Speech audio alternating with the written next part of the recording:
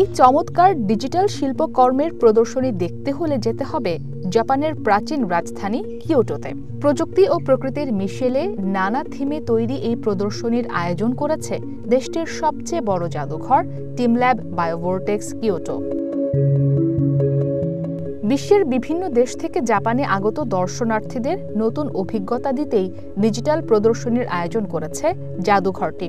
প্রায় 10,000 বর্গমিটার জায়গা জুড়ে বিস্তৃত এই জাদুঘরটিতে 50টিরও বেশি ডিজিটাল শিল্পকর্ম উপস্থাপন করা হয়েছে।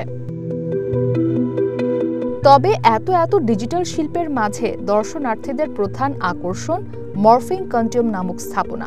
অসংখ্য ভাসমান উজ্জ্বল গোলক দিয়ে তৈরি স্মারক ভাস্কর্যটি মাটি থেকে বেরিয়ে এসে মাঝ আকাশে ভেসে বেড়ায়।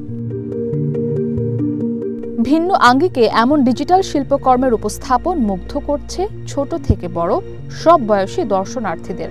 জাদুঘরে আগত দর্শনার্থীদের মাঝে অনেকেই ছিলেন বিদেশি পর্যটক।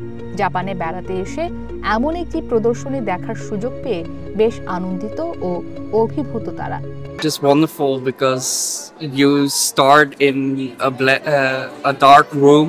I didn't feel a lot of stuff with fragrance, and I felt that in this Teamlabs, it immersed me more than just my eyes.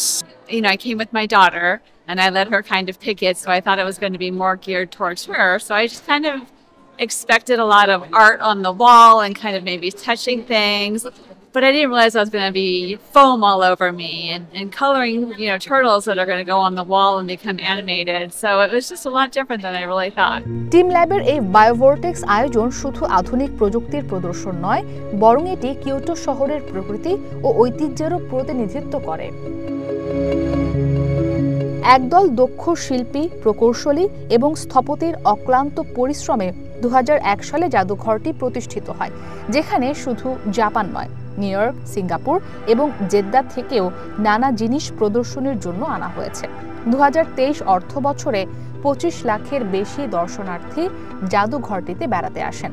এরপরই এটি বিশ্বের সবচেয়ে বেশি পরিদর্শন করা জাদুঘরের খেতাব জিতে গিনেস ওয়ার্ল্ড রেকর্ড স্থাপন করে।